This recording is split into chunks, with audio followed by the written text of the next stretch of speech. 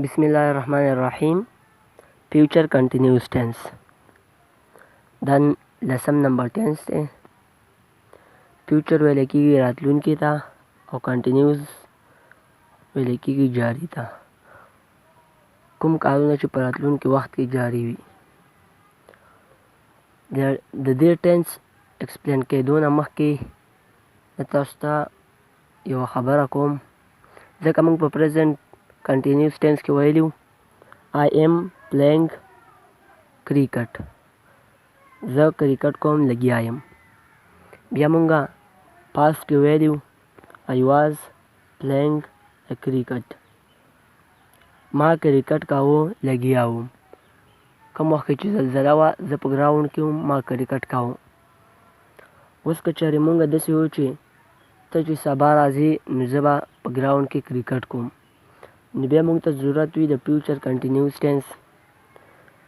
I will be playing cricket. زه به کرکټ کوم لګیا به یم. چې ته راځې نو زه به کرکټ کوم لګیا به یم. اوس د دې فیوچر کنټینیوس ټینس پہچان څنګه دی؟ will be, shall be, we want, ing. دا د فیوچر کنټینیوس ټینس پہچان دی.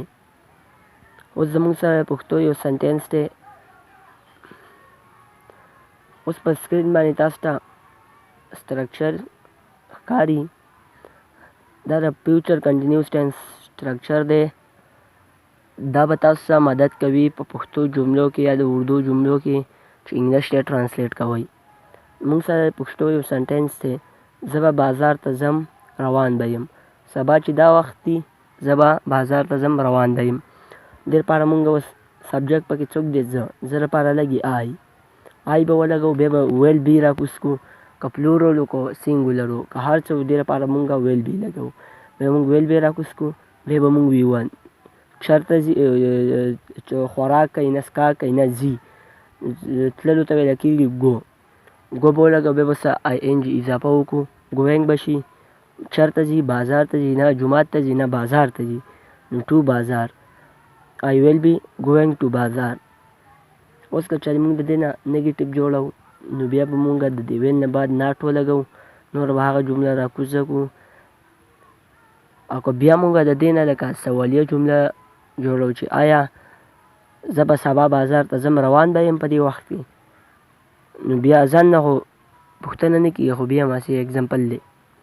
نو دا ویل به د سنټینس په سر کې ولګو او نوره به هغه جمله ولګو، صرف په آخره کې به سوالیه نشان ولګو. اوس موږ سره دویم اګزامپل دی. هغوی به تلاوت کوي لګیا به وي. ته چې مدرسې له ورشي یا جومات ته ورشي، هغوی به تلاوت کوي لګیا به وي، نو دوا به درته وکړي. دې لپاره اوس دغه سټرکچر دی. هغوی سبجیکټ پکې څوک دی؟ هغوی لپاره استعمالیږي دی. بیا موږ ډایرکټ ویل بي ولګو. بیا تلاوت ته څه ویل کېږي؟ ریسایټ. ریسایټ به موږ ولګو وي ون. ریسایټ چې وشو بیا به څه موږ د ing اضافه وکړو.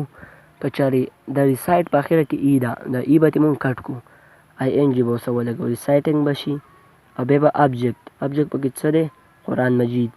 تلاوت، د قرآن مجید تلاوت به کوي، د هولي قرآن. هغوی به تلاوت کوي لګیا به وي د قرآن.